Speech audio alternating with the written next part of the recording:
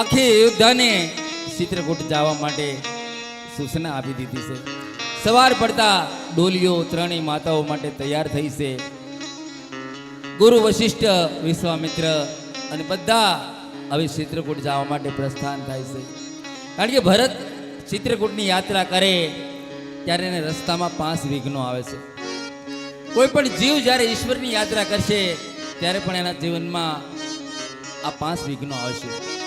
પહેલું વિઘ્ન ભરતજીને આવ્યું નિયમ ભંગ.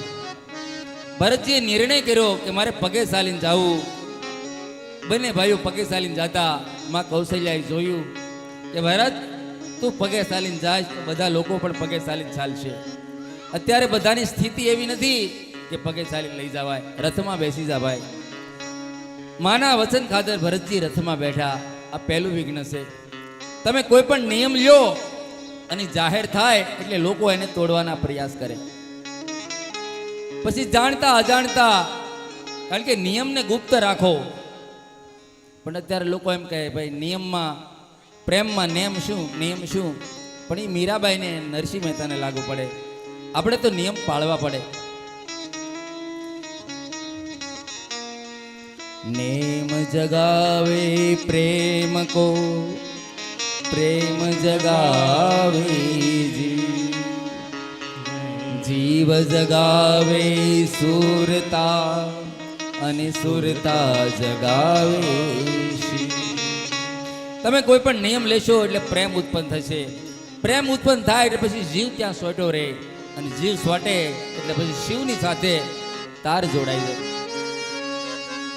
ભરતજીના જીવનમાં પહેલું વિઘ્ન હતું નિયમ ભંગ. બીજું વિઘ્ન આવ્યું સમાજ દ્વારા ગેરસમજ. સંગવેરપુર નજીક પહોંચ્યા તો સમાજે એની ગેરસમજ કરી કે ભરતજી લડવા માટે જાય. એની કસોટી કરી, એની ગેરસમજ પણ દૂર થઈ. આગળ જાય તો ત્રીજું વિઘ્ન આવ્યું. ભરદ્વાજ ઋષિના આશ્રમમાં રોકાય તો રાત્રિએ એને ભરતની કસોટી કરી કે ત્યાગ તો ઘણો છે પણ વૈરાગ્ય કેટલો છે. ભરતજી એમાં પણ ઉત્તીર્ણ થયા. અને ચોથું વિઘ્ન આવ્યું સૂર્ય તત્વનું. આકાશમાં દેવતાઓ વિઘ્ન કરવા લાગ્યા કે ભરતજી આવી રીતે પ્રેમાતુર જશે તો ભરત ભગવાનને જરૂર પાછા અવધમાં લાવશે. માટે સરસ્વતીને બોલાવ્યા. સરસ્વતી તમે ભરતની બુદ્ધિ ફેરવો જેથી રામનું અને ભરતનું મિલન ન થાય. સરસ્વતી કહે દેવતાઓ તમે અંધ છો, બુદ્ધિ મંથરાણી ફરે, ભરતની નો ફરે. ભરતની બુદ્ધિ ફેરવવા જાવ તો મારી ફરી જાય. ભરત એ તો રામની પ્રેમની મૂર્તિ છે. માટે તમને એટલે આ નેત્રો છતાં એક મેરુ પર્વત નથી દેખાતો. ભરતજીની આ ચોથી કસોટીમાંથી, વિઘ્નમાંથી પણ પસાર થયા. અને માનસકાર કહે હવે છેલ્લું અને 5મું વિઘ્ન આવવાનું છે. ભરતનો સમાજ બિલકુલ ચિત્રકૂટ પહોંચવા આવ્યા. આ બાજુ સવાર પડી, રામ ભગવાન જાગ્યા છે, સીતાજી જાગ્યા. પણ સીતાની આંખમાં આંસુ છે. ભગવાન પૂછે વૈદેહી શું થયું? બોલે ભગવાન મને એક સપનું આવ્યું.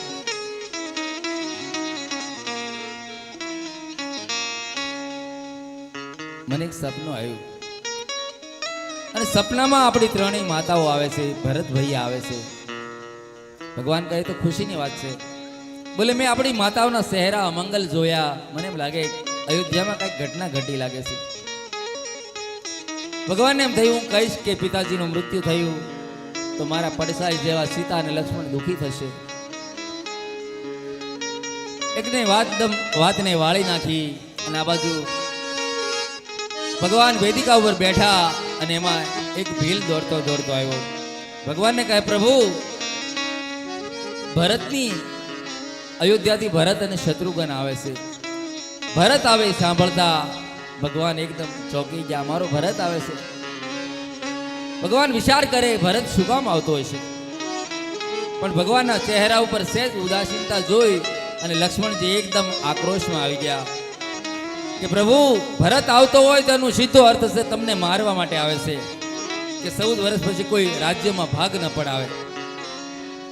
કારણ કે અંતે તો કઈકઈનો દીકરો છે, વિષય વેલને ક્યારેય અમૃતના ફળ ના આવે. પણ એને કોઈ કીધું નહીં હોય ભરતને કે લક્ષ્મણ સાથે ગયો. ભગવાન ભરત અને શત્રુઘ્ન અહીં આવે તો જેમ તીતરને બાજ પંખી સુધી નાખે એમ સુધી નાખું, જેમ હાથીના મદિનાને સિંહ શીરી નાખે એમ ભરતને અને શત્રુઘ્નને રહેવા ન દઉં મહારાજ. અહીંયા કંદમૂળ ફળ ખાઈને પડ્યા, અહીંયા પણ શાંતિ નથી લેવા દેવી. લક્ષ્મણજી એકદમ આક્રોશમાં આવી ગયા. માનસકાર કહે લક્ષ્મણના આક્રોશથી આકાશમાં કડાકા બોલવા લાગ્યા કે જગ ભય મગન, જગ ભય મગન, ગગન ભય બાની, લખન બાહુબલ વિપુલ બખાની. જગ ભય મગન, ગગન ભય બાની, લખન બાહુબલ વિપુલ બખાની. જગ ભય મગન, ગગન ભય બાની, લખન બાહુબલ વિપુલ બખાની. જગ ભય મગન, ગગન ભય બાની, લખન બાહુબલ વિપુલ બખાની. લખન બાહુબલ વિપુલ બખાની. લખન બાહુબલ વિપુલ બખાની. સહસા કરી પાસે પછતાઉ, કહી ભેદ બુધ તે બોધ નાહી. સહસા કરી પાસે વચનાહી, કહી ભેદ બુધ તે બોધ નાહી. કહી ભેદ બુધ તે બોધ નાહી.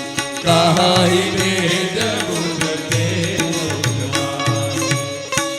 આકાશવાણી થઈ. લક્ષ્મણને ઠપકો આપ્યો કે લક્ષ્મણજી, આક્રોશમાં તમે આગળ પગલું ભરી જાઓ અને પાછળથી પછતાવું પડશે. ભરત તો ભગવાનના પ્રેમ માટે આવે છે, પણ ભગવાન લક્ષ્મણને આજ પહેલી વાર દુઃખ થયું. પોતાની માં યાદ આવી કે મારી માએ કીધું તું રાગ રોષ ઈર્ષ્યા મદ મોહ આ તારા જીવનમાં સપનામાં નહીં આવવા દેતો. મારા જીવનમાં આજ ક્રોધ કેમ આવ્યો અને એ મારા ભરત ઉપર કેમ આવ્યો? લક્ષ્મણને દુઃખ થયું. ભગવાનને પણ ગમ્યું નહીં. લક્ષ્મણે એમ કીધું હું ભરતને મારી નાખું, એ ભગવાનને ગમ્યું નહીં. પણ ઠપકો આપતા જીવ ચાલતો નથી. ભગવાન કહે લખન તું ઘણી વાર બોલે ભાઈ, પણ આજ બહુ સરસ બોલ્યો. તેમ કીધું વિષય જીવ પાઈ પ્રભુતાઈ, વિષયની વિષની વેલને ક્યારે અમૃતના ફળ ન આવે. અંતે તો કઈકઈનો દીકરો છે ભરત. પણ લખન મારે તને એટલું જ કહેવું ભાઈ, ભરતને અયોધ્યાની ગાદી નહીં, બ્રહ્મા વિષ્ણુને મહેશની ગાદી આપી જો ને તો ભરતને મદ ના આવે એની હું તને ખાતરી આપું. કારણ કે ભરત આ વિશ્વમાં ભરત જેવો ભાઈ નથી. લક્ષ્મણને પોતાના શબ્દોનો પસ્તાવો થયો. આ ભરતજીની યાત્રાનું 5મું વિઘ્ન હતું કે કુટુંબના લોકો વિરોધ કરશે. જ્યારે તમારે કુટુંબના લોકો વિરોધ કરે ને ત્યારે સમજવાનું હવે ચિત્રકૂટ દૂર નથી, નજીક આવી ગયું છે. કારણ કે છેલ્લે એ લોકો વિરોધ કરશે અને એ પણ એને સમજાય છે ત્યારે એને પસ્તાવો થશે. લક્ષ્મણજી શાંત બન્યા. આ બાજુ ભરતનો સમાજ બિલકુલ નજીક આવ્યા અને ભરતજી કહે હવે તો ભગવાન મને લેવા આવે તો આવું. પાહીમામ પાહીમામ કહી ભરતજી પડી ગયા. લક્ષ્મણને કીધું ભગવાન ભરત આવ્યો, જલ્દી એને ભેટી લ્યો. ભગવાન દોડ્યા એટલી બધી તીવ્ર ગતિથી. ભરત અને રામ ભેટી પડ્યા અને આકાશમાંથી દેવતાઓએ પુષ્પની વૃષ્ટિ કરી છે. ભરત જેવા એ ભાઈ મળે નહીં આ ભારતમાં, લક્ષ્મણ જેમાં લાડ ક્યારે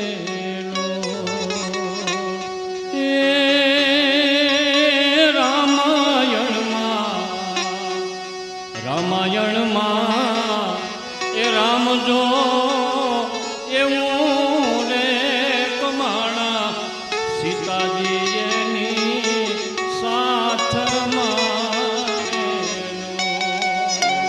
સીતાજી એની સાથમાં.